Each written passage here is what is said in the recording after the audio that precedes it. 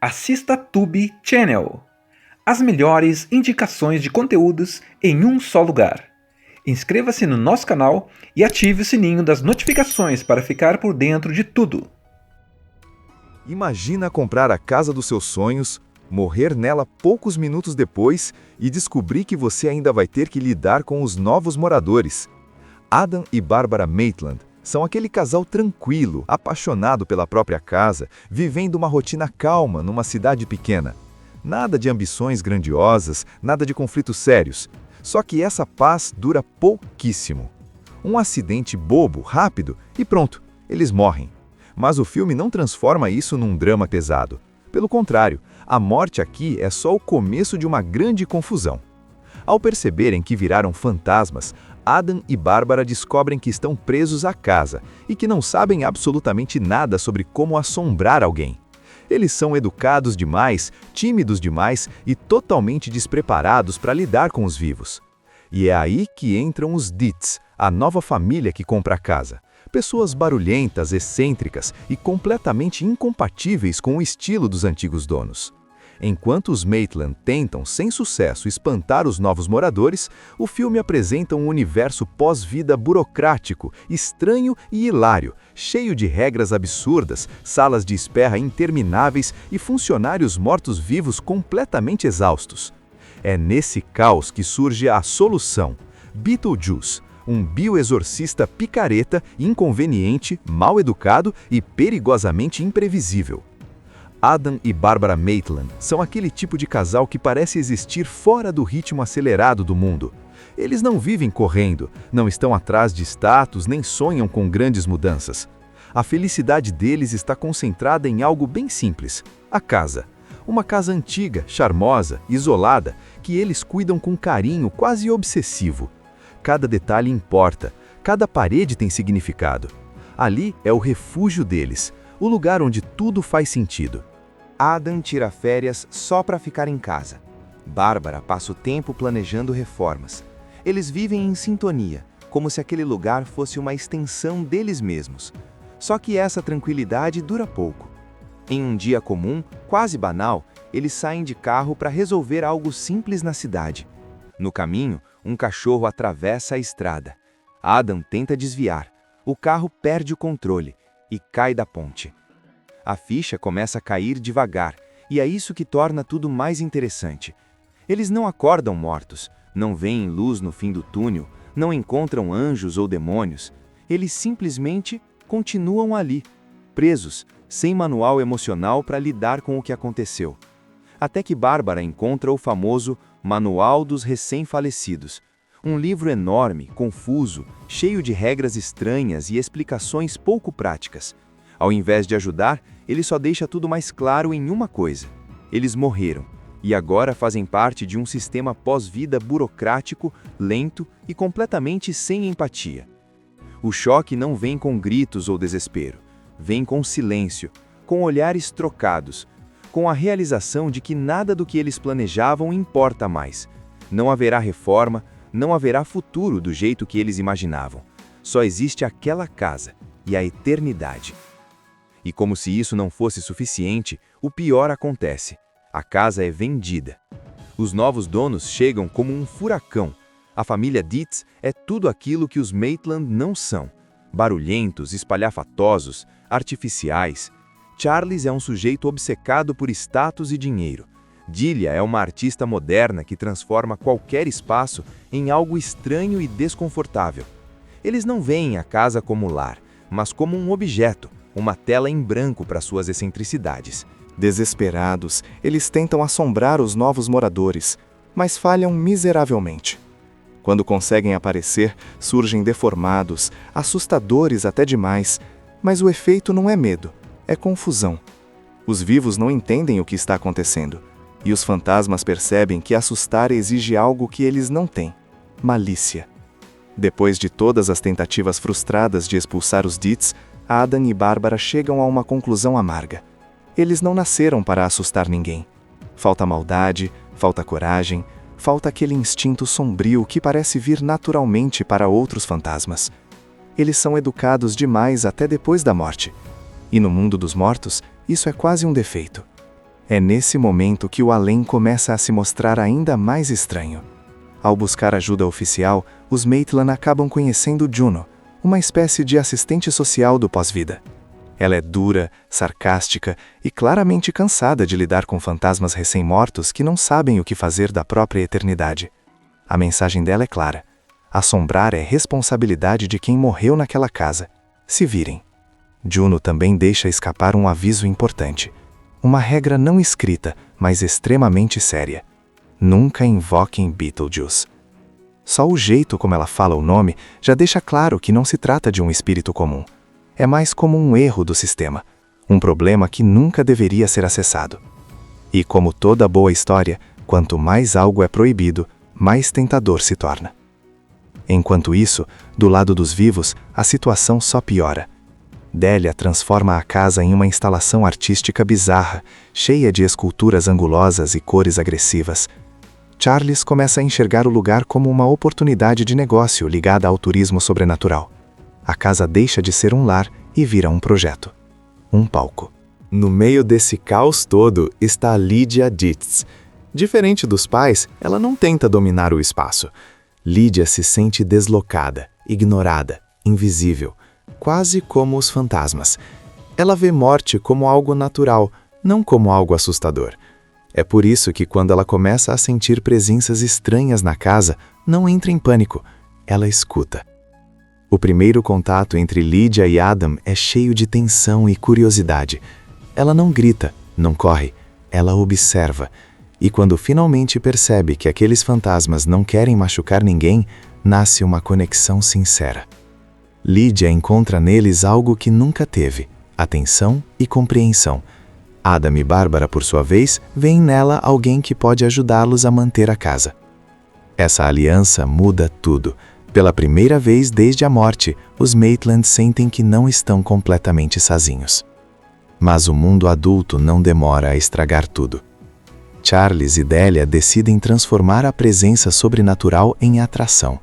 Eles chamam pessoas de fora, especialistas, curiosos. O sobrenatural vira espetáculo. Adam e Bárbara deixam de ser donos da casa e passam a ser exposição. É nesse ponto que o medo vira desespero, e o desespero leva à escolha errada. Sem alternativas, Adam e Bárbara recorrem ao nome proibido, 3 vezes: Beetlejuice. A primeira aparição já deixa claro que algo deu muito errado. Beetlejuice não entra em cena, ele explode na cena. Vulgar, debochado, completamente fora de controle. Ele fala demais, invade espaço, quebra qualquer noção de limite. Não é um vilão clássico, é o caos em forma de gente. Ele promete resolver o problema rapidamente, expulsar os vivos, recuperar a casa. Mas cada palavra vem acompanhada de um sorriso torto, que deixa claro, ele nunca faz nada de graça. Beetlejuice não quer apenas ajudar, ele quer ser invocado corretamente, quer acesso ao mundo dos vivos, quer liberdade e, acima de tudo, quer reconhecimento. Adam e Bárbara percebem tarde demais que trocaram um problema por algo muito pior. Beetlejuice não respeita regras, não respeita ninguém e se diverte com o sofrimento alheio. Ele não entende a casa como lar, mas como palco para suas loucuras. A partir do momento em que Beetlejuice é invocado, a casa deixa de ser apenas um ponto de conflito entre vivos e mortos. Ela vira um território instável, onde as regras do além começam a se desfazer. Beetlejuice não respeita a hierarquia, não respeita limites e muito menos respeita acordos. Ele aparece quando quer, do jeito que quer, e sempre piora tudo. Adam e Bárbara tentam manter algum controle da situação, mas rapidamente percebem que isso é impossível. Beetlejuice não quer só expulsar os Dietz. Isso para ele é detalhe. O objetivo real é muito maior: voltar ao mundo dos vivos em definitivo. E para isso ele precisa de algo simples e completamente absurdo: ser casado com uma pessoa viva. E é aí que Lydia entra no centro do problema. Beetlejuice enxerga nela a brecha perfeita. Lydia é jovem, vulnerável emocionalmente e se sente profundamente deslocada no mundo dos vivos. Ele se aproveita disso, manipulando seus sentimentos, distorcendo palavras e vendendo a ideia de que ao se casar com ele, tudo ficaria melhor, que ela finalmente teria um lugar onde pertence. Enquanto isso, os adultos continuam cegos. Charles está obcecado com a fama que a casa pode trazer.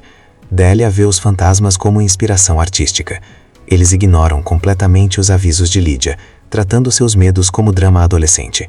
Essa negligência deixa Lydia ainda mais isolada, exatamente o cenário que Beetlejuice precisa.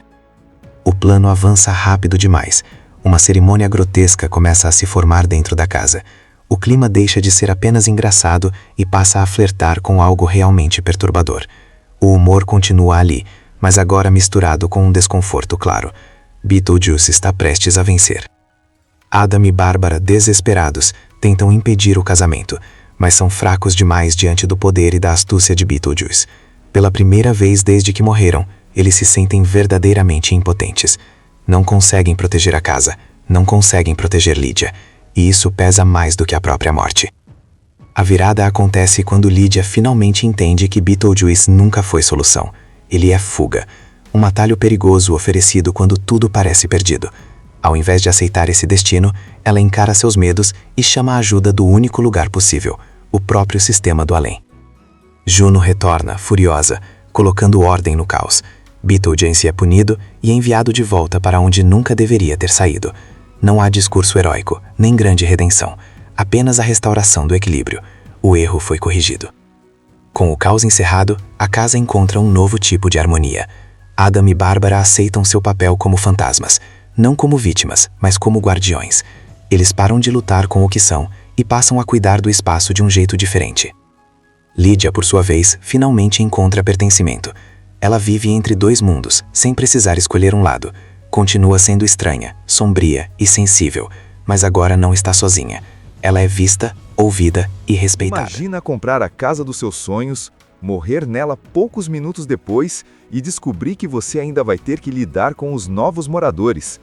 Adam e Bárbara Maitland são aquele casal tranquilo, apaixonado pela própria casa, vivendo uma rotina calma numa cidade pequena. Nada de ambições grandiosas, nada de conflitos sérios. Só que essa paz dura pouquíssimo. Um acidente bobo, rápido e pronto, eles morrem. Mas o filme não transforma isso num drama pesado. Pelo contrário, a morte aqui é só o começo de uma grande confusão. Ao perceberem que viraram fantasmas, Adam e Bárbara descobrem que estão presos à casa e que não sabem absolutamente nada sobre como assombrar alguém. Eles são educados demais, tímidos demais e totalmente despreparados para lidar com os vivos. E é aí que entram os Dietz, a nova família que compra a casa. Pessoas barulhentas, excêntricas e completamente incompatíveis com o estilo dos antigos donos. Enquanto os Maitland tentam, sem sucesso, espantar os novos moradores, o filme apresenta um universo pós-vida burocrático, estranho e hilário, cheio de regras absurdas, salas de espera intermináveis e funcionários mortos-vivos completamente exaustos. É nesse caos que surge a solução: Beetlejuice, um bioexorcista picareta, inconveniente, mal educado e perigosamente imprevisível. Adam e Bárbara Maitland são aquele tipo de casal que parece existir fora do ritmo acelerado do mundo. Eles não vivem correndo, não estão atrás de status nem sonham com grandes mudanças. A felicidade deles está concentrada em algo bem simples: a casa. Uma casa antiga, charmosa, isolada, que eles cuidam com carinho quase obsessivo. Cada detalhe importa, cada parede tem significado. Ali é o refúgio deles, o lugar onde tudo faz sentido. Adam tira férias só para ficar em casa. Bárbara passa o tempo planejando reformas. Eles vivem em sintonia, como se aquele lugar fosse uma extensão deles mesmos. Só que essa tranquilidade dura pouco. Em um dia comum, quase banal, eles saem de carro para resolver algo simples na cidade. No caminho, um cachorro atravessa a estrada. Adam tenta desviar. O carro perde o controle e cai da ponte. A ficha começa a cair devagar, e é isso que torna tudo mais interessante. Eles não acordam mortos, não veem luz no fim do túnel, não encontram anjos ou demônios. Eles simplesmente continuam ali, presos, sem manual emocional para lidar com o que aconteceu. Até que Bárbara encontra o famoso Manual dos Recém-Falecidos, um livro enorme, confuso, cheio de regras estranhas e explicações pouco práticas. Ao invés de ajudar, ele só deixa tudo mais claro em uma coisa: eles morreram, e agora fazem parte de um sistema pós-vida burocrático, lento e completamente sem empatia. O choque não vem com gritos ou desespero, vem com silêncio, com olhares trocados, com a realização de que nada do que eles planejavam importa mais. Não haverá reforma, não haverá futuro do jeito que eles imaginavam. Só existe aquela casa e a eternidade. E como se isso não fosse suficiente, o pior acontece.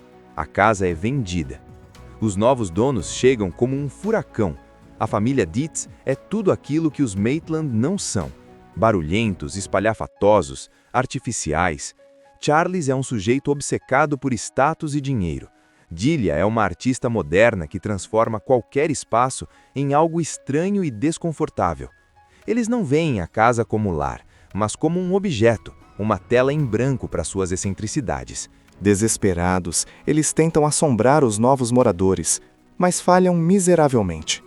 Quando conseguem aparecer, surgem deformados, assustadores até demais, mas o efeito não é medo, é confusão. Os vivos não entendem o que está acontecendo, e os fantasmas percebem que assustar exige algo que eles não têm: malícia. Depois de todas as tentativas frustradas de expulsar os Dietz, Adam e Bárbara chegam a uma conclusão amarga. Eles não nasceram para assustar ninguém. Falta maldade, falta coragem, falta aquele instinto sombrio que parece vir naturalmente para outros fantasmas. Eles são educados demais até depois da morte. E no mundo dos mortos, isso é quase um defeito. É nesse momento que o além começa a se mostrar ainda mais estranho. Ao buscar ajuda oficial, os Maitland acabam conhecendo Juno, uma espécie de assistente social do pós-vida. Ela é dura, sarcástica e claramente cansada de lidar com fantasmas recém-mortos que não sabem o que fazer da própria eternidade. A mensagem dela é clara: assombrar é responsabilidade de quem morreu naquela casa. Se virem. Juno também deixa escapar um aviso importante. Uma regra não escrita, mas extremamente séria: nunca invoquem Beetlejuice. Só o jeito como ela fala o nome já deixa claro que não se trata de um espírito comum. É mais como um erro do sistema, um problema que nunca deveria ser acessado. E como toda boa história, quanto mais algo é proibido, mais tentador se torna. Enquanto isso, do lado dos vivos, a situação só piora. Delia transforma a casa em uma instalação artística bizarra, cheia de esculturas angulosas e cores agressivas. Charles começa a enxergar o lugar como uma oportunidade de negócio ligada ao turismo sobrenatural.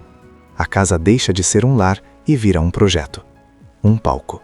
No meio desse caos todo está Lydia Dietz. Diferente dos pais, ela não tenta dominar o espaço. Lydia se sente deslocada, ignorada, invisível, quase como os fantasmas. Ela vê morte como algo natural, não como algo assustador. É por isso que quando ela começa a sentir presenças estranhas na casa, não entra em pânico, ela escuta. O primeiro contato entre Lydia e Adam é cheio de tensão e curiosidade. Ela não grita, não corre, ela observa. E quando finalmente percebe que aqueles fantasmas não querem machucar ninguém, nasce uma conexão sincera. Lydia encontra neles algo que nunca teve: atenção e compreensão. Adam e Bárbara, por sua vez, veem nela alguém que pode ajudá-los a manter a casa. Essa aliança muda tudo. Pela primeira vez desde a morte, os Maitland sentem que não estão completamente sozinhos. Mas o mundo adulto não demora a estragar tudo. Charles e Delia decidem transformar a presença sobrenatural em atração. Eles chamam pessoas de fora, especialistas, curiosos. O sobrenatural vira espetáculo. Adam e Bárbara deixam de ser donos da casa e passam a ser exposição. É nesse ponto que o medo vira desespero. E o desespero leva à escolha errada. Sem alternativas, Adam e Bárbara recorrem ao nome proibido, 3 vezes: Beetlejuice. A primeira aparição já deixa claro que algo deu muito errado. Beetlejuice não entra em cena, ele explode na cena. Vulgar, debochado, completamente fora de controle. Ele fala demais, invade espaço, quebra qualquer noção de limite. Não é um vilão clássico. É o caos em forma de gente. Ele promete resolver o problema rapidamente. expulsar os vivos, recuperar a casa. Mas cada palavra vem acompanhada de um sorriso torto que deixa claro, ele nunca faz nada de graça.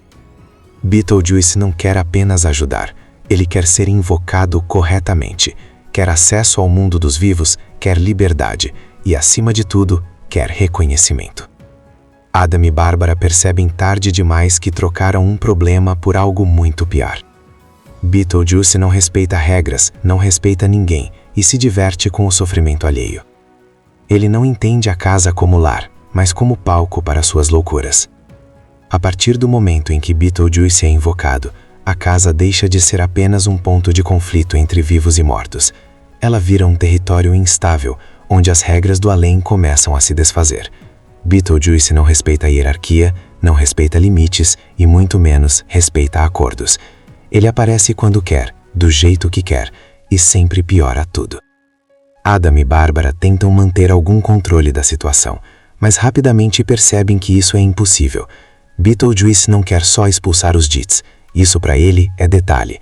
O objetivo real é muito maior, voltar ao mundo dos vivos em definitivo, e para isso ele precisa de algo simples e completamente absurdo, ser casado com uma pessoa viva. E é aí que Lydia entra no centro do problema. Beetlejuice enxerga nela a brecha perfeita. Lydia é jovem, vulnerável emocionalmente e se sente profundamente deslocada no mundo dos vivos. Ele se aproveita disso, manipulando seus sentimentos, distorcendo palavras e vendendo a ideia de que ao se casar com ele, tudo ficaria melhor, que ela finalmente teria um lugar onde pertence. Enquanto isso, os adultos continuam cegos. Charles está obcecado com a fama que a casa pode trazer. Delia vê os fantasmas como inspiração artística. Eles ignoram completamente os avisos de Lydia, tratando seus medos como drama adolescente. Essa negligência deixa Lydia ainda mais isolada, exatamente o cenário que Beetlejuice precisa. O plano avança rápido demais. Uma cerimônia grotesca começa a se formar dentro da casa. O clima deixa de ser apenas engraçado e passa a flertar com algo realmente perturbador. O humor continua ali, mas agora misturado com um desconforto claro. Beetlejuice está prestes a vencer. Adam e Bárbara, desesperados, tentam impedir o casamento, mas são fracos demais diante do poder e da astúcia de Beetlejuice. Pela primeira vez desde que morreram, eles se sentem verdadeiramente impotentes. Não conseguem proteger a casa, não conseguem proteger Lydia, e isso pesa mais do que a própria morte. A virada acontece quando Lydia finalmente entende que Beetlejuice nunca foi solução.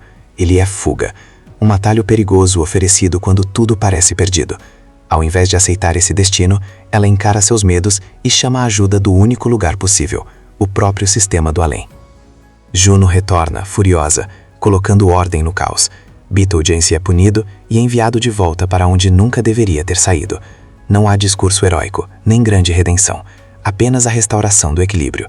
O erro foi corrigido. Com o caos encerrado, a casa encontra um novo tipo de harmonia.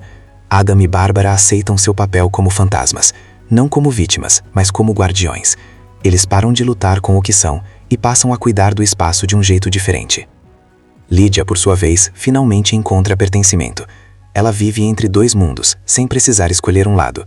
Continua sendo estranha, sombria e sensível, mas agora não está sozinha. Ela é vista, ouvida e respeitada. Imagina comprar a casa dos seus sonhos, morrer nela poucos minutos depois e descobrir que você ainda vai ter que lidar com os novos moradores. Adam e Bárbara Maitland são aquele casal tranquilo, apaixonado pela própria casa, vivendo uma rotina calma numa cidade pequena. Nada de ambições grandiosas, nada de conflitos sérios. Só que essa paz dura pouquíssimo. Um acidente bobo, rápido e pronto, eles morrem. Mas o filme não transforma isso num drama pesado. Pelo contrário, a morte aqui é só o começo de uma grande confusão. Ao perceberem que viraram fantasmas, Adam e Bárbara descobrem que estão presos à casa e que não sabem absolutamente nada sobre como assombrar alguém. Eles são educados demais, tímidos demais e totalmente despreparados para lidar com os vivos. E é aí que entram os Dits, a nova família que compra a casa. Pessoas barulhentas, excêntricas e completamente incompatíveis com o estilo dos antigos donos. Enquanto os Maitland tentam, sem sucesso, espantar os novos moradores, o filme apresenta um universo pós-vida burocrático, estranho e hilário, cheio de regras absurdas, salas de espera intermináveis e funcionários mortos-vivos completamente exaustos. É nesse caos que surge a solução: Beetlejuice, um bioexorcista picareta, inconveniente, mal educado e perigosamente imprevisível. Adam e Barbara Maitland são aquele tipo de casal que parece existir fora do ritmo acelerado do mundo. Eles não vivem correndo, não estão atrás de status nem sonham com grandes mudanças. A felicidade deles está concentrada em algo bem simples: a casa. Uma casa antiga, charmosa, isolada, que eles cuidam com carinho quase obsessivo. Cada detalhe importa, cada parede tem significado. Ali é o refúgio deles, o lugar onde tudo faz sentido. Adam tira férias só para ficar em casa. Bárbara passa o tempo planejando reformas. Eles vivem em sintonia, como se aquele lugar fosse uma extensão deles mesmos. Só que essa tranquilidade dura pouco. Em um dia comum, quase banal, eles saem de carro para resolver algo simples na cidade.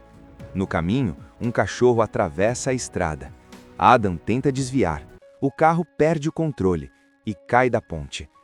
A ficha começa a cair devagar, e é isso que torna tudo mais interessante. Eles não acordam mortos, não veem luz no fim do túnel, não encontram anjos ou demônios. Eles simplesmente continuam ali, presos, sem manual emocional para lidar com o que aconteceu. Até que Bárbara encontra o famoso Manual dos Recém-Falecidos, um livro enorme, confuso, cheio de regras estranhas e explicações pouco práticas. Ao invés de ajudar, ele só deixa tudo mais claro em uma coisa: eles morreram, e agora fazem parte de um sistema pós-vida burocrático, lento e completamente sem empatia. O choque não vem com gritos ou desespero, vem com silêncio, com olhares trocados, com a realização de que nada do que eles planejavam importa mais. Não haverá reforma, não haverá futuro do jeito que eles imaginavam. Só existe aquela casa e a eternidade. E como se isso não fosse suficiente, o pior acontece: a casa é vendida. Os novos donos chegam como um furacão. A família Dietz é tudo aquilo que os Maitland não são: barulhentos, espalhafatosos, artificiais. Charles é um sujeito obcecado por status e dinheiro. Delia é uma artista moderna que transforma qualquer espaço em algo estranho e desconfortável. Eles não veem a casa como lar, mas como um objeto, uma tela em branco para suas excentricidades. Desesperados, eles tentam assombrar os novos moradores, mas falham miseravelmente. Quando conseguem aparecer, surgem deformados, assustadores até demais, mas o efeito não é medo, é confusão. Os vivos não entendem o que está acontecendo, e os fantasmas percebem que assustar exige algo que eles não têm: malícia. Depois de todas as tentativas frustradas de expulsar os Dietz, Adam e Bárbara chegam a uma conclusão amarga. Eles não nasceram para assustar ninguém. Falta maldade, falta coragem, falta aquele instinto sombrio que parece vir naturalmente para outros fantasmas. Eles são educados demais até depois da morte. E no mundo dos mortos, isso é quase um defeito. É nesse momento que o além começa a se mostrar ainda mais estranho. Ao buscar ajuda oficial, os Maitland acabam conhecendo Juno, uma espécie de assistente social do pós-vida. Ela é dura, sarcástica e claramente cansada de lidar com fantasmas recém-mortos que não sabem o que fazer da própria eternidade. A mensagem dela é clara: assombrar é responsabilidade de quem morreu naquela casa. Se virem. Juno também deixa escapar um aviso importante. Uma regra não escrita, mas extremamente séria: nunca invoquem Beetlejuice. Só o jeito como ela fala o nome já deixa claro que não se trata de um espírito comum. É mais como um erro do sistema, um problema que nunca deveria ser acessado. E como toda boa história, quanto mais algo é proibido, mais tentador se torna. Enquanto isso, do lado dos vivos, a situação só piora. Delia transforma a casa em uma instalação artística bizarra, cheia de esculturas angulosas e cores agressivas. Charles começa a enxergar o lugar como uma oportunidade de negócio ligada ao turismo sobrenatural. A casa deixa de ser um lar e vira um projeto. Um palco. No meio desse caos todo está Lydia Ditz. Diferente dos pais, ela não tenta dominar o espaço. Lydia se sente deslocada, ignorada, invisível, quase como os fantasmas. Ela vê morte como algo natural, não como algo assustador. É por isso que quando ela começa a sentir presenças estranhas na casa, não entra em pânico, ela escuta. O primeiro contato entre Lydia e Adam é cheio de tensão e curiosidade. Ela não grita, não corre, ela observa. E quando finalmente percebe que aqueles fantasmas não querem machucar ninguém, nasce uma conexão sincera. Lydia encontra neles algo que nunca teve: atenção e compreensão. Adam e Bárbara, por sua vez, veem nela alguém que pode ajudá-los a manter a casa. Essa aliança muda tudo. Pela primeira vez desde a morte, os Maitland sentem que não estão completamente sozinhos. Mas o mundo adulto não demora a estragar tudo. Charles e Delia decidem transformar a presença sobrenatural em atração. Eles chamam pessoas de fora, especialistas, curiosos. O sobrenatural vira espetáculo. Adam e Bárbara deixam de ser donos da casa e passam a ser exposição. É nesse ponto que o medo vira desespero, e o desespero leva à escolha errada. Sem alternativas, Adam e Bárbara recorrem ao nome proibido, 3 vezes: Beetlejuice. A primeira aparição já deixa claro que algo deu muito errado. Beetlejuice não entra em cena, ele explode na cena. Vulgar, debochado, completamente fora de controle. Ele fala demais, invade espaço, quebra qualquer noção de limite. Não é um vilão clássico, é o caos em forma de gente. Ele promete resolver o problema rapidamente, expulsar os vivos, recuperar a casa. Mas cada palavra vem acompanhada de um sorriso torto, que deixa claro, ele nunca faz nada de graça. Beetlejuice não quer apenas ajudar, ele quer ser invocado corretamente, quer acesso ao mundo dos vivos, quer liberdade e, acima de tudo, quer reconhecimento. Adam e Bárbara percebem tarde demais que trocaram um problema por algo muito pior. Beetlejuice não respeita regras, não respeita ninguém e se diverte com o sofrimento alheio. Ele não entende a casa como lar, mas como palco para suas loucuras. A partir do momento em que Beetlejuice é invocado, a casa deixa de ser apenas um ponto de conflito entre vivos e mortos. Ela vira um território instável, onde as regras do além começam a se desfazer. Beetlejuice não respeita a hierarquia, não respeita limites e muito menos respeita acordos. Ele aparece quando quer, do jeito que quer, e sempre piora tudo. Adam e Bárbara tentam manter algum controle da situação, mas rapidamente percebem que isso é impossível. Beetlejuice não quer só expulsar os Ditz. Isso para ele é detalhe. O objetivo real é muito maior: voltar ao mundo dos vivos em definitivo. E para isso ele precisa de algo simples e completamente absurdo: ser casado com uma pessoa viva. E é aí que Lydia entra no centro do problema. Beetlejuice enxerga nela a brecha perfeita. Lydia é jovem, vulnerável emocionalmente e se sente profundamente deslocada no mundo dos vivos. Ele se aproveita disso, manipulando seus sentimentos, distorcendo palavras e vendendo a ideia de que ao se casar com ele, tudo ficaria melhor, que ela finalmente teria um lugar onde pertence. Enquanto isso, os adultos continuam cegos. Charles está obcecado com a fama que a casa pode trazer. Delia vê os fantasmas como inspiração artística.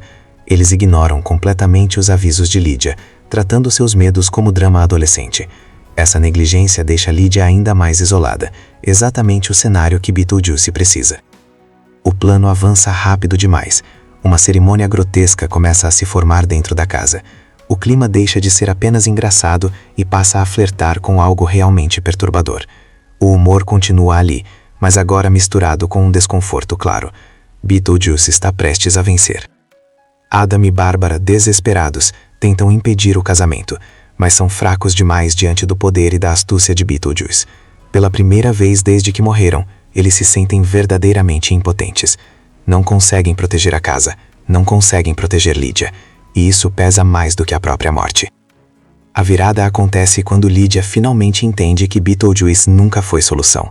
Ele é fuga, um atalho perigoso oferecido quando tudo parece perdido. Ao invés de aceitar esse destino, ela encara seus medos e chama a ajuda do único lugar possível, o próprio sistema do além. Juno retorna, furiosa, colocando ordem no caos. Beetlejuice é punido e enviado de volta para onde nunca deveria ter saído. Não há discurso heróico, nem grande redenção, apenas a restauração do equilíbrio. O erro foi corrigido. Com o caos encerrado, a casa encontra um novo tipo de harmonia.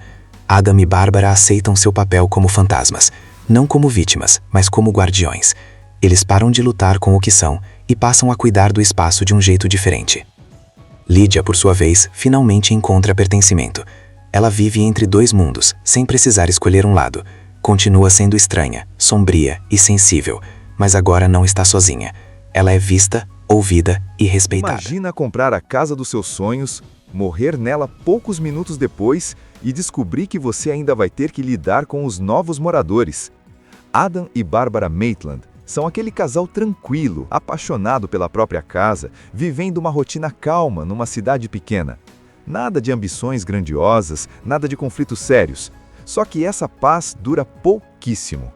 Um acidente bobo, rápido e pronto, eles morrem. Mas o filme não transforma isso num drama pesado. Pelo contrário, a morte aqui é só o começo de uma grande confusão. Ao perceberem que viraram fantasmas, Adam e Bárbara descobrem que estão presos à casa e que não sabem absolutamente nada sobre como assombrar alguém. Eles são educados demais, tímidos demais e totalmente despreparados para lidar com os vivos. E é aí que entram os Dietz, a nova família que compra a casa. Pessoas barulhentas, excêntricas e completamente incompatíveis com o estilo dos antigos donos. Enquanto os Maitland tentam, sem sucesso, espantar os novos moradores, o filme apresenta um universo pós-vida burocrático, estranho e hilário, cheio de regras absurdas, salas de espera intermináveis e funcionários mortos-vivos completamente exaustos. É nesse caos que surge a solução: Beetlejuice, um bioexorcista picareta, inconveniente, mal educado e perigosamente imprevisível. Adam e Barbara Maitland são aquele tipo de casal que parece existir fora do ritmo acelerado do mundo.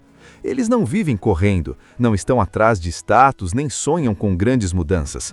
A felicidade deles está concentrada em algo bem simples: a casa. Uma casa antiga, charmosa, isolada, que eles cuidam com carinho quase obsessivo. Cada detalhe importa, cada parede tem significado. Ali é o refúgio deles, o lugar onde tudo faz sentido. Adam tira férias só para ficar em casa. Bárbara passa o tempo planejando reformas. Eles vivem em sintonia, como se aquele lugar fosse uma extensão deles mesmos. Só que essa tranquilidade dura pouco. Em um dia comum, quase banal, eles saem de carro para resolver algo simples na cidade. No caminho, um cachorro atravessa a estrada. Adam tenta desviar. O carro perde o controle e cai da ponte. A ficha começa a cair devagar, e é isso que torna tudo mais interessante. Eles não acordam mortos, não veem luz no fim do túnel, não encontram anjos ou demônios. Eles simplesmente continuam ali, presos, sem manual emocional para lidar com o que aconteceu. Até que Bárbara encontra o famoso Manual dos Recém-Falecidos, um livro enorme, confuso, cheio de regras estranhas e explicações pouco práticas. Ao invés de ajudar, ele só deixa tudo mais claro em uma coisa: eles morreram, e agora fazem parte de um sistema pós-vida burocrático, lento e completamente sem empatia. O choque não vem com gritos ou desespero, vem com silêncio, com olhares trocados, com a realização de que nada do que eles planejavam importa mais. Não haverá reforma, não haverá futuro do jeito que eles imaginavam. Só existe aquela casa e a eternidade. E como se isso não fosse suficiente, o pior acontece: a casa é vendida. Os novos donos chegam como um furacão. A família Dietz é tudo aquilo que os Maitland não são: barulhentos, espalhafatosos, artificiais. Charles é um sujeito obcecado por status e dinheiro. Delia é uma artista moderna que transforma qualquer espaço em algo estranho e desconfortável. Eles não veem a casa como lar, mas como um objeto, uma tela em branco para suas excentricidades. Desesperados, eles tentam assombrar os novos moradores, mas falham miseravelmente. Quando conseguem aparecer, surgem deformados, assustadores até demais, mas o efeito não é medo, é confusão. Os vivos não entendem o que está acontecendo, e os fantasmas percebem que assustar exige algo que eles não têm: malícia. Depois de todas as tentativas frustradas de expulsar os Deeds, Adam e Bárbara chegam a uma conclusão amarga. Eles não nasceram para assustar ninguém. Falta maldade, falta coragem, falta aquele instinto sombrio que parece vir naturalmente para outros fantasmas. Eles são educados demais até depois da morte. E no mundo dos mortos, isso é quase um defeito. É nesse momento que o além começa a se mostrar ainda mais estranho. Ao buscar ajuda oficial, os Maitland acabam conhecendo Juno, uma espécie de assistente social do pós-vida. Ela é dura, sarcástica e claramente cansada de lidar com fantasmas recém-mortos que não sabem o que fazer da própria eternidade. A mensagem dela é clara: assombrar é responsabilidade de quem morreu naquela casa. Se virem. Juno também deixa escapar um aviso importante. Uma regra não escrita, mas extremamente séria: nunca invoquem Beetlejuice. Só o jeito como ela fala o nome já deixa claro que não se trata de um espírito comum. É mais como um erro do sistema, um problema que nunca deveria ser acessado.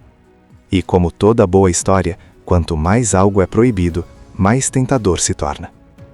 Enquanto isso, do lado dos vivos, a situação só piora. Délia transforma a casa em uma instalação artística bizarra, cheia de esculturas angulosas e cores agressivas. Charles começa a enxergar o lugar como uma oportunidade de negócio ligada ao turismo sobrenatural. A casa deixa de ser um lar e vira um projeto. Um palco. No meio desse caos todo está Lydia Dietz. Diferente dos pais, ela não tenta dominar o espaço. Lydia se sente deslocada, ignorada, invisível, quase como os fantasmas. Ela vê morte como algo natural, não como algo assustador. É por isso que quando ela começa a sentir presenças estranhas na casa, não entra em pânico, ela escuta. O primeiro contato entre Lydia e Adam é cheio de tensão e curiosidade. Ela não grita, não corre, ela observa. E quando finalmente percebe que aqueles fantasmas não querem machucar ninguém, nasce uma conexão sincera. Lydia encontra neles algo que nunca teve: atenção e compreensão. Adam e Bárbara, por sua vez, veem nela alguém que pode ajudá-los a manter a casa. Essa aliança muda tudo. Pela primeira vez desde a morte, os Maitland sentem que não estão completamente sozinhos. Mas o mundo adulto não demora a estragar tudo. Charles e Délia decidem transformar a presença sobrenatural em atração. Eles chamam pessoas de fora, especialistas, curiosos. O sobrenatural vira espetáculo. Adam e Bárbara deixam de ser donos da casa e passam a ser exposição. É nesse ponto que o medo vira desespero. E o desespero leva à escolha errada. Sem alternativas, Adam e Bárbara recorrem ao nome proibido, 3 vezes: Beetlejuice. A primeira aparição já deixa claro que algo deu muito errado. Beetlejuice não entra em cena, ele explode na cena. Vulgar, debochado, completamente fora de controle.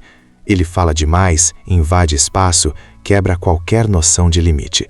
Não é um vilão clássico. É o caos em forma de gente.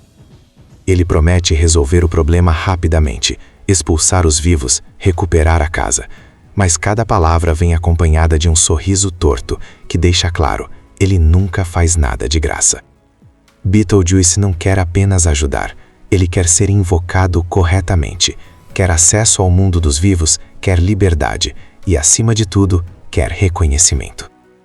Adam e Bárbara percebem tarde demais que trocaram um problema por algo muito pior.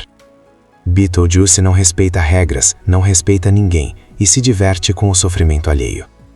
Ele não entende a casa como lar, mas como palco para suas loucuras. A partir do momento em que Beetlejuice é invocado, a casa deixa de ser apenas um ponto de conflito entre vivos e mortos. Ela vira um território instável, onde as regras do além começam a se desfazer. Beetlejuice não respeita a hierarquia, não respeita limites e muito menos respeita acordos. Ele aparece quando quer, do jeito que quer, e sempre piora tudo. Adam e Bárbara tentam manter algum controle da situação, mas rapidamente percebem que isso é impossível. Beetlejuice não quer só expulsar os Dits. Isso para ele é detalhe. O objetivo real é muito maior. Voltar ao mundo dos vivos em definitivo. E para isso ele precisa de algo simples e completamente absurdo. Ser casado com uma pessoa viva. E é aí que Lydia entra no centro do problema. Beetlejuice enxerga nela a brecha perfeita. Lydia é jovem, vulnerável emocionalmente e se sente profundamente deslocada no mundo dos vivos. Ele se aproveita disso, manipulando seus sentimentos, distorcendo palavras e vendendo a ideia de que ao se casar com ele, tudo ficaria melhor, que ela finalmente teria um lugar onde pertence. Enquanto isso, os adultos continuam cegos. Charles está obcecado com a fama que a casa pode trazer. Delia vê os fantasmas como inspiração artística. Eles ignoram completamente os avisos de Lydia, tratando seus medos como drama adolescente. Essa negligência deixa Lydia ainda mais isolada, exatamente o cenário que Beetlejuice precisa. O plano avança rápido demais. Uma cerimônia grotesca começa a se formar dentro da casa. O clima deixa de ser apenas engraçado e passa a flertar com algo realmente perturbador. O humor continua ali, mas agora misturado com um desconforto claro. Beetlejuice está prestes a vencer. Adam e Bárbara, desesperados, tentam impedir o casamento, mas são fracos demais diante do poder e da astúcia de Beetlejuice. Pela primeira vez desde que morreram, eles se sentem verdadeiramente impotentes.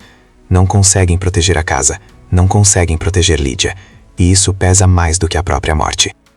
A virada acontece quando Lydia finalmente entende que Beetlejuice nunca foi solução. Ele é fuga, um atalho perigoso oferecido quando tudo parece perdido. Ao invés de aceitar esse destino, ela encara seus medos e chama a ajuda do único lugar possível, o próprio sistema do além.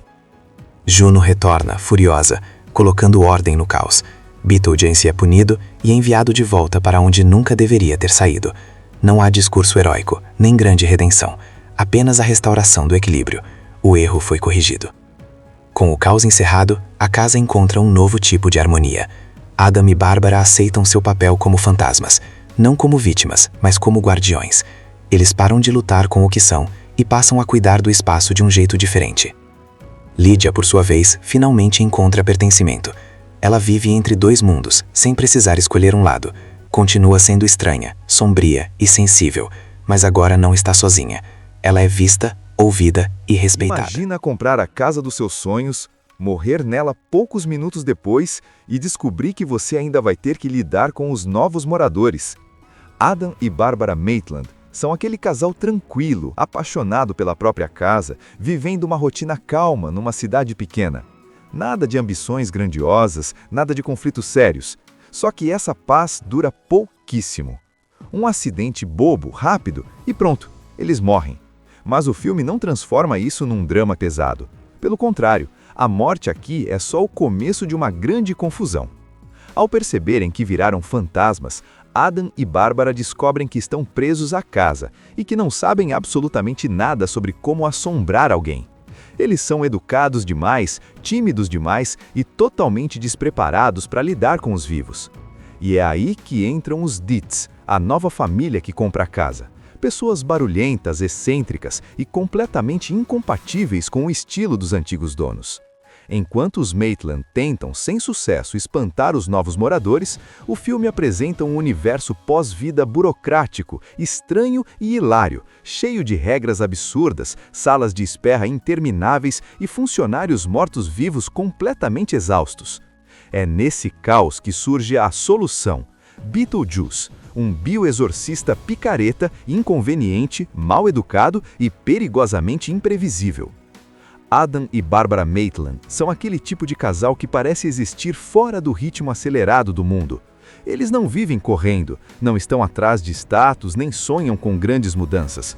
A felicidade deles está concentrada em algo bem simples: a casa. Uma casa antiga, charmosa, isolada, que eles cuidam com carinho quase obsessivo. Cada detalhe importa, cada parede tem significado. Ali é o refúgio deles, o lugar onde tudo faz sentido. Adam tira férias só para ficar em casa. Bárbara passa o tempo planejando reformas.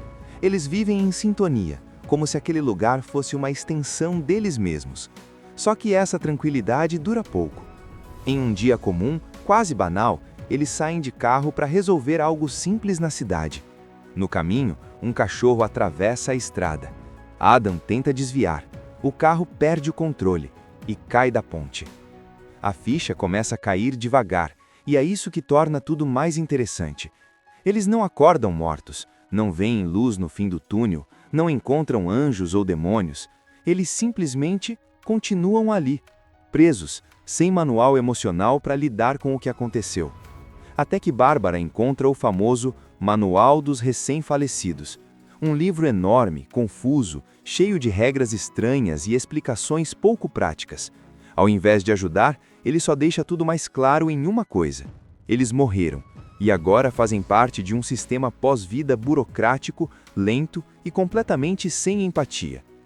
O choque não vem com gritos ou desespero, vem com silêncio, com olhares trocados, com a realização de que nada do que eles planejavam importa mais.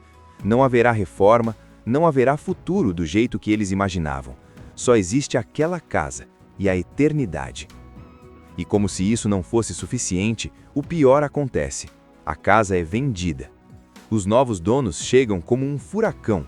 A família Dietz é tudo aquilo que os Maitland não são. Barulhentos, espalhafatosos, artificiais. Charles é um sujeito obcecado por status e dinheiro.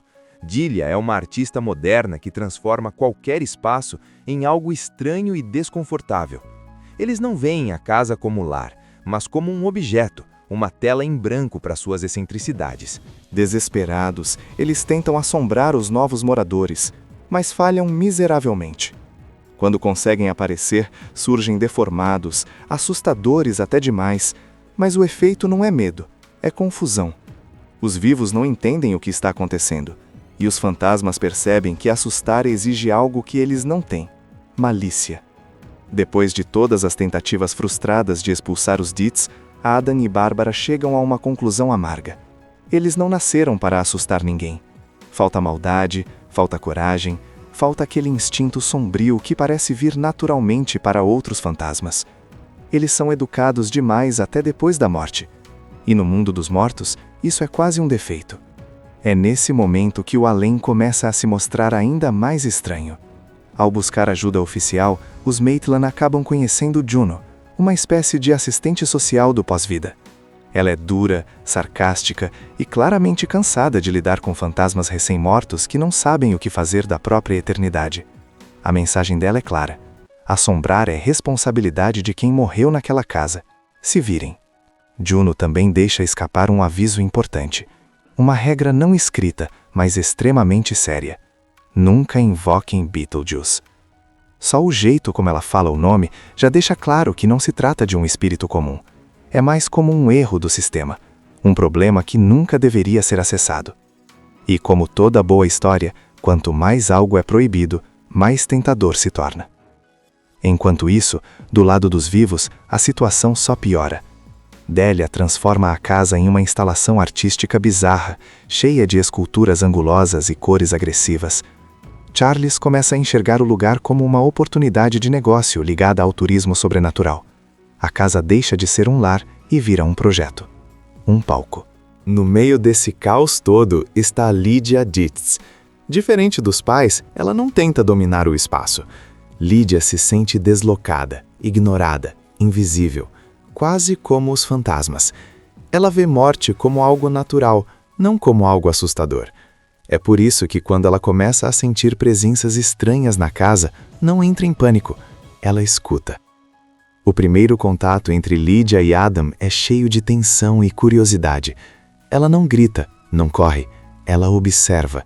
E quando finalmente percebe que aqueles fantasmas não querem machucar ninguém, nasce uma conexão sincera. Lydia encontra neles algo que nunca teve: atenção e compreensão. Adam e Bárbara, por sua vez, veem nela alguém que pode ajudá-los a manter a casa. Essa aliança muda tudo. Pela primeira vez desde a morte, os Maitland sentem que não estão completamente sozinhos. Mas o mundo adulto não demora a estragar tudo. Charles e Delia decidem transformar a presença sobrenatural em atração. Eles chamam pessoas de fora, especialistas, curiosos. O sobrenatural vira espetáculo. Adam e Bárbara deixam de ser donos da casa e passam a ser exposição. É nesse ponto que o medo vira desespero, e o desespero leva à escolha errada. Sem alternativas, Adam e Bárbara recorrem ao nome proibido, 3 vezes: Beetlejuice. A primeira aparição já deixa claro que algo deu muito errado. Beetlejuice não entra em cena, ele explode na cena. Vulgar, debochado, completamente fora de controle. Ele fala demais, invade espaço, quebra qualquer noção de limite. Não é um vilão clássico, é o caos em forma de gente. Ele promete resolver o problema rapidamente, expulsar os vivos, recuperar a casa. Mas cada palavra vem acompanhada de um sorriso torto, que deixa claro, ele nunca faz nada de graça. Beetlejuice não quer apenas ajudar, ele quer ser invocado corretamente, quer acesso ao mundo dos vivos, quer liberdade e, acima de tudo, quer reconhecimento. Adam e Bárbara percebem tarde demais que trocaram um problema por algo muito pior. Beetlejuice não respeita regras, não respeita ninguém e se diverte com o sofrimento alheio. Ele não entende a casa como lar, mas como palco para suas loucuras. A partir do momento em que Beetlejuice é invocado, a casa deixa de ser apenas um ponto de conflito entre vivos e mortos. Ela vira um território instável, onde as regras do além começam a se desfazer. Beetlejuice não respeita a hierarquia, não respeita limites e muito menos respeita acordos. Ele aparece quando quer, do jeito que quer, e sempre piora tudo. Adam e Bárbara tentam manter algum controle da situação, mas rapidamente percebem que isso é impossível. Beetlejuice não quer só expulsar os Dits. Isso para ele é detalhe. O objetivo real é muito maior: voltar ao mundo dos vivos em definitivo. E para isso ele precisa de algo simples e completamente absurdo: ser casado com uma pessoa viva. E é aí que Lydia entra no centro do problema. Beetlejuice enxerga nela a brecha perfeita. Lydia é jovem, vulnerável emocionalmente e se sente profundamente deslocada no mundo dos vivos. Ele se aproveita disso, manipulando seus sentimentos, distorcendo palavras e vendendo a ideia de que ao se casar com ele tudo ficaria melhor, que ela finalmente teria um lugar onde pertence. Enquanto isso, os adultos continuam cegos. Charles está obcecado com a fama que a casa pode trazer. Delia vê os fantasmas como inspiração artística. Eles ignoram completamente os avisos de Lydia, tratando seus medos como drama adolescente. Essa negligência deixa Lydia ainda mais isolada, exatamente o cenário que Beetlejuice precisa. O plano avança rápido demais. Uma cerimônia grotesca começa a se formar dentro da casa. O clima deixa de ser apenas engraçado e passa a flertar com algo realmente perturbador. O humor continua ali, mas agora misturado com um desconforto claro. Beetlejuice está prestes a vencer. Adam e Bárbara, desesperados, tentam impedir o casamento, mas são fracos demais diante do poder e da astúcia de Beetlejuice. Pela primeira vez desde que morreram, eles se sentem verdadeiramente impotentes. Não conseguem proteger a casa, não conseguem proteger Lydia, e isso pesa mais do que a própria morte. A virada acontece quando Lydia finalmente entende que Beetlejuice nunca foi solução. Ele é fuga, um atalho perigoso oferecido quando tudo parece perdido. Ao invés de aceitar esse destino, ela encara seus medos e chama a ajuda do único lugar possível, o próprio sistema do além. Juno retorna, furiosa, colocando ordem no caos. Beetlejuice é punido e enviado de volta para onde nunca deveria ter saído. Não há discurso heróico, nem grande redenção, apenas a restauração do equilíbrio. O erro foi corrigido. Com o caos encerrado, a casa encontra um novo tipo de harmonia. Adam e Bárbara aceitam seu papel como fantasmas, não como vítimas, mas como guardiões. Eles param de lutar com o que são e passam a cuidar do espaço de um jeito diferente. Lydia, por sua vez, finalmente encontra pertencimento. Ela vive entre dois mundos, sem precisar escolher um lado. Continua sendo estranha, sombria e sensível, mas agora não está sozinha. Ela é vista, ouvida e respeitada. Imagina comprar a casa dos seus sonhos, morrer nela poucos minutos depois e descobrir que você ainda vai ter que lidar com os novos moradores. Adam e Bárbara Maitland são aquele casal tranquilo, apaixonado pela própria casa, vivendo uma rotina calma numa cidade pequena. Nada de ambições grandiosas, nada de conflitos sérios. Só que essa paz dura pouquíssimo. Um acidente bobo, rápido, e pronto, eles morrem. Mas o filme não transforma isso num drama pesado. Pelo contrário, a morte aqui é só o começo de uma grande confusão. Ao perceberem que viraram fantasmas, Adam e Bárbara descobrem que estão presos à casa e que não sabem absolutamente nada sobre como assombrar alguém. Eles são educados demais, tímidos demais e totalmente despreparados para lidar com os vivos. E é aí que entram os Dietz, a nova família que compra a casa. Pessoas barulhentas, excêntricas e completamente incompatíveis com o estilo dos antigos donos. Enquanto os Maitland tentam, sem sucesso, espantar os novos moradores, o filme apresenta um universo pós-vida burocrático, estranho e hilário, cheio de regras absurdas, salas de espera intermináveis e funcionários mortos-vivos completamente exaustos. É nesse caos que surge a solução: Beetlejuice, um bioexorcista picareta, inconveniente, mal educado e perigosamente imprevisível. Adam e Barbara Maitland são aquele tipo de casal que parece existir fora do ritmo acelerado do mundo. Eles não vivem correndo, não estão atrás de status nem sonham com grandes mudanças. A felicidade deles está concentrada em algo bem simples: a casa. Uma casa antiga, charmosa, isolada, que eles cuidam com carinho quase obsessivo. Cada detalhe importa, cada parede tem significado. Ali é o refúgio deles, o lugar onde tudo faz sentido. Adam tira férias só para ficar em casa. Bárbara passa o tempo planejando reformas. Eles vivem em sintonia, como se aquele lugar fosse uma extensão deles mesmos.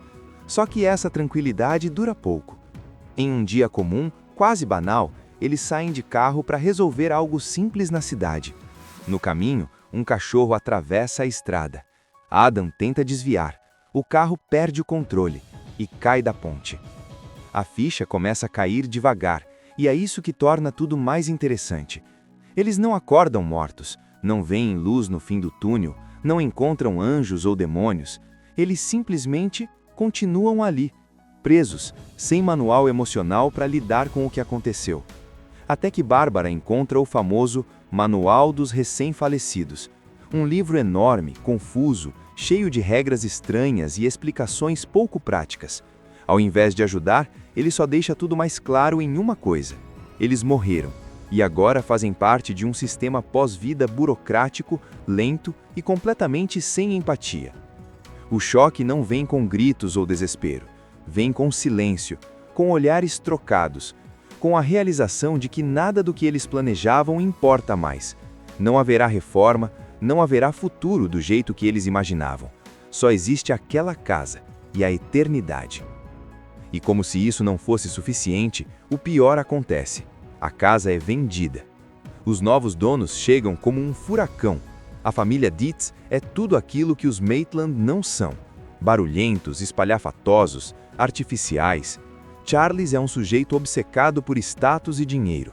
Delia é uma artista moderna que transforma qualquer espaço em algo estranho e desconfortável.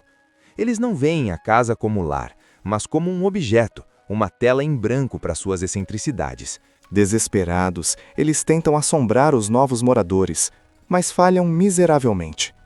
Quando conseguem aparecer, surgem deformados, assustadores até demais, mas o efeito não é medo, é confusão. Os vivos não entendem o que está acontecendo, e os fantasmas percebem que assustar exige algo que eles não têm: malícia. Depois de todas as tentativas frustradas de expulsar os Dietz, Adam e Bárbara chegam a uma conclusão amarga. Eles não nasceram para assustar ninguém. Falta maldade, falta coragem, falta aquele instinto sombrio que parece vir naturalmente para outros fantasmas. Eles são educados demais até depois da morte. E no mundo dos mortos, isso é quase um defeito. É nesse momento que o além começa a se mostrar ainda mais estranho. Ao buscar ajuda oficial, os Maitland acabam conhecendo Juno, uma espécie de assistente social do pós-vida. Ela é dura, sarcástica e claramente cansada de lidar com fantasmas recém-mortos que não sabem o que fazer da própria eternidade. A mensagem dela é clara: assombrar é responsabilidade de quem morreu naquela casa. Se virem. Juno também deixa escapar um aviso importante. Uma regra não escrita, mas extremamente séria: nunca invoquem Beetlejuice.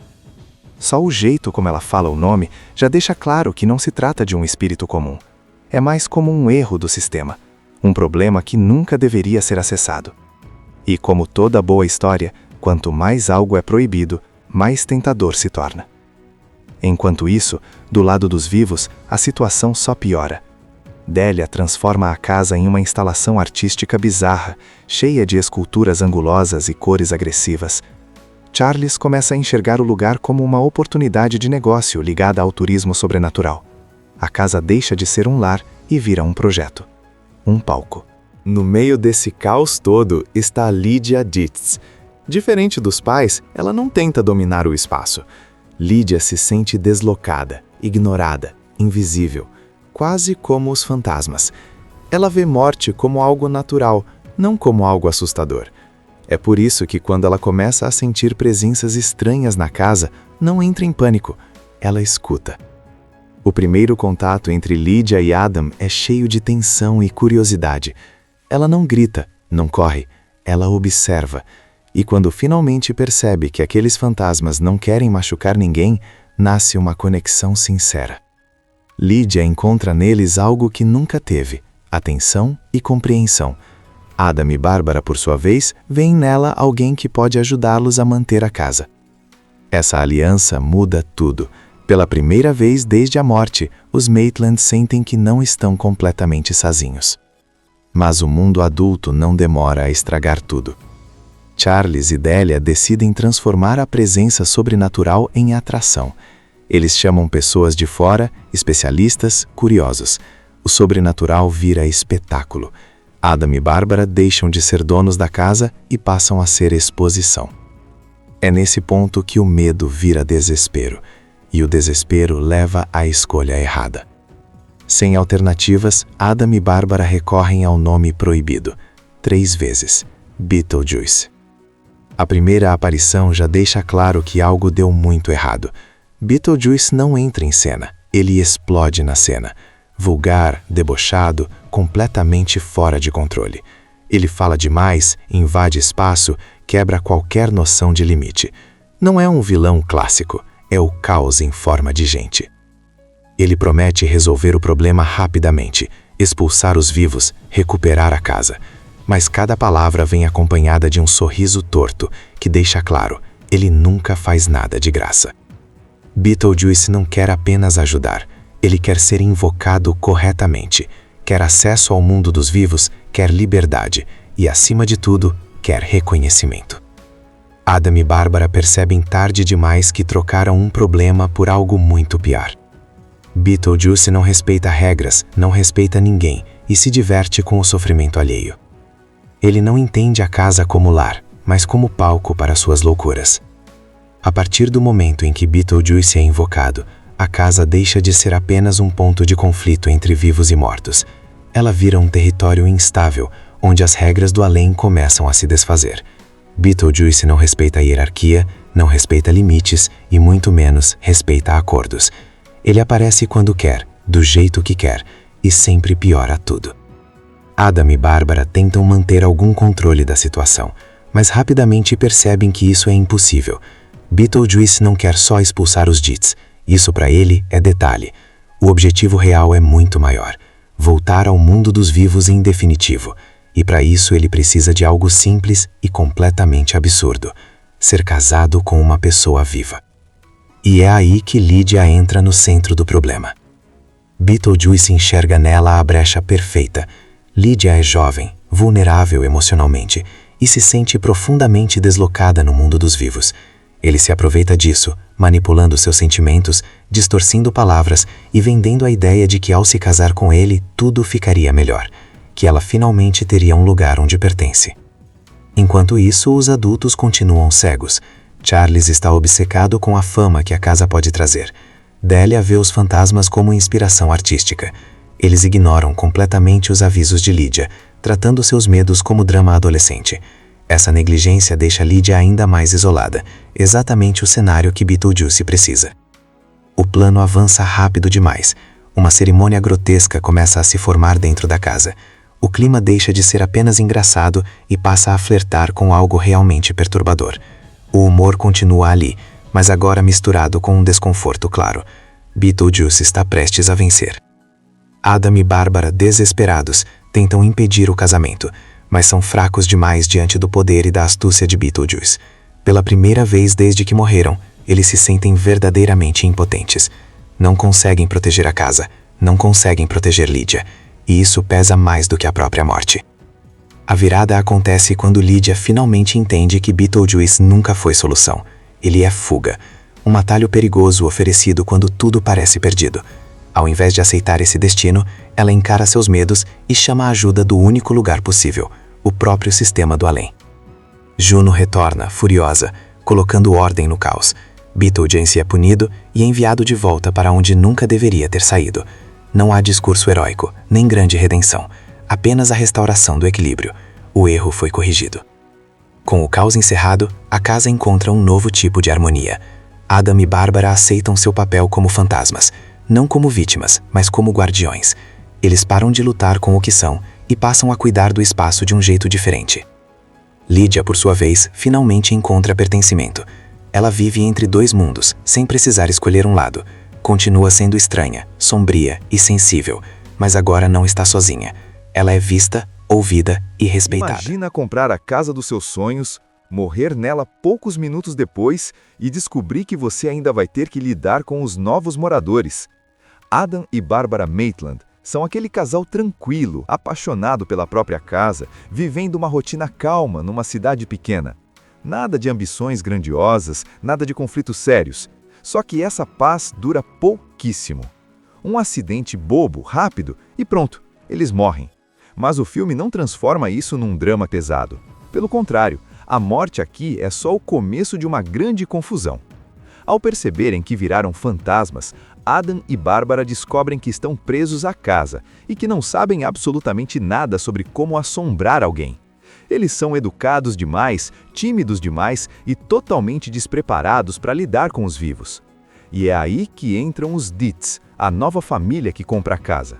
Pessoas barulhentas, excêntricas e completamente incompatíveis com o estilo dos antigos donos. Enquanto os Maitland tentam, sem sucesso, espantar os novos moradores, o filme apresenta um universo pós-vida burocrático, estranho e hilário, cheio de regras absurdas, salas de espera intermináveis e funcionários mortos-vivos completamente exaustos. É nesse caos que surge a solução: Beetlejuice, um bioexorcista picareta, inconveniente, mal educado e perigosamente imprevisível. Adam e Bárbara Maitland são aquele tipo de casal que parece existir fora do ritmo acelerado do mundo. Eles não vivem correndo, não estão atrás de status nem sonham com grandes mudanças. A felicidade deles está concentrada em algo bem simples: a casa. Uma casa antiga, charmosa, isolada, que eles cuidam com carinho quase obsessivo. Cada detalhe importa, cada parede tem significado. Ali é o refúgio deles, o lugar onde tudo faz sentido. Adam tira férias só para ficar em casa. Bárbara passa o tempo planejando reformas. Eles vivem em sintonia, como se aquele lugar fosse uma extensão deles mesmos. Só que essa tranquilidade dura pouco. Em um dia comum, quase banal, eles saem de carro para resolver algo simples na cidade. No caminho, um cachorro atravessa a estrada. Adam tenta desviar. O carro perde o controle e cai da ponte. A ficha começa a cair devagar, e é isso que torna tudo mais interessante. Eles não acordam mortos, não veem luz no fim do túnel, não encontram anjos ou demônios. Eles simplesmente continuam ali, presos, sem manual emocional para lidar com o que aconteceu. Até que Bárbara encontra o famoso Manual dos Recém-Falecidos. Um livro enorme, confuso, cheio de regras estranhas e explicações pouco práticas. Ao invés de ajudar, ele só deixa tudo mais claro em uma coisa: eles morreram, e agora fazem parte de um sistema pós-vida burocrático, lento e completamente sem empatia. O choque não vem com gritos ou desespero, vem com silêncio, com olhares trocados, com a realização de que nada do que eles planejavam importa mais. Não haverá reforma, não haverá futuro do jeito que eles imaginavam. Só existe aquela casa e a eternidade. E como se isso não fosse suficiente, o pior acontece: a casa é vendida. Os novos donos chegam como um furacão. A família Dietz é tudo aquilo que os Maitland não são. Barulhentos, espalhafatosos, artificiais. Charles é um sujeito obcecado por status e dinheiro. Delia é uma artista moderna que transforma qualquer espaço em algo estranho e desconfortável. Eles não veem a casa como lar, mas como um objeto, uma tela em branco para suas excentricidades. Desesperados, eles tentam assombrar os novos moradores, mas falham miseravelmente. Quando conseguem aparecer, surgem deformados, assustadores até demais, mas o efeito não é medo, é confusão. Os vivos não entendem o que está acontecendo, e os fantasmas percebem que assustar exige algo que eles não têm: malícia. Depois de todas as tentativas frustradas de expulsar os Dietz, Adam e Bárbara chegam a uma conclusão amarga. Eles não nasceram para assustar ninguém. Falta maldade, falta coragem, falta aquele instinto sombrio que parece vir naturalmente para outros fantasmas. Eles são educados demais até depois da morte. E no mundo dos mortos, isso é quase um defeito. É nesse momento que o além começa a se mostrar ainda mais estranho. Ao buscar ajuda oficial, os Maitland acabam conhecendo Juno, uma espécie de assistente social do pós-vida. Ela é dura, sarcástica e claramente cansada de lidar com fantasmas recém-mortos que não sabem o que fazer da própria eternidade. A mensagem dela é clara: assombrar é responsabilidade de quem morreu naquela casa. Se virem. Juno também deixa escapar um aviso importante. Uma regra não escrita, mas extremamente séria: nunca invoquem Beetlejuice. Só o jeito como ela fala o nome já deixa claro que não se trata de um espírito comum. É mais como um erro do sistema, um problema que nunca deveria ser acessado. E como toda boa história, quanto mais algo é proibido, mais tentador se torna. Enquanto isso, do lado dos vivos, a situação só piora. Delia transforma a casa em uma instalação artística bizarra, cheia de esculturas angulosas e cores agressivas. Charles começa a enxergar o lugar como uma oportunidade de negócio ligada ao turismo sobrenatural. A casa deixa de ser um lar e vira um projeto. Um palco. No meio desse caos todo está Lydia Dietz. Diferente dos pais, ela não tenta dominar o espaço. Lydia se sente deslocada, ignorada, invisível, quase como os fantasmas. Ela vê morte como algo natural, não como algo assustador. É por isso que quando ela começa a sentir presenças estranhas na casa, não entra em pânico, ela escuta. O primeiro contato entre Lydia e Adam é cheio de tensão e curiosidade. Ela não grita, não corre, ela observa. E quando finalmente percebe que aqueles fantasmas não querem machucar ninguém, nasce uma conexão sincera. Lydia encontra neles algo que nunca teve: atenção e compreensão. Adam e Bárbara, por sua vez, veem nela alguém que pode ajudá-los a manter a casa. Essa aliança muda tudo. Pela primeira vez desde a morte, os Maitland sentem que não estão completamente sozinhos. Mas o mundo adulto não demora a estragar tudo. Charles e Delia decidem transformar a presença sobrenatural em atração. Eles chamam pessoas de fora, especialistas, curiosos.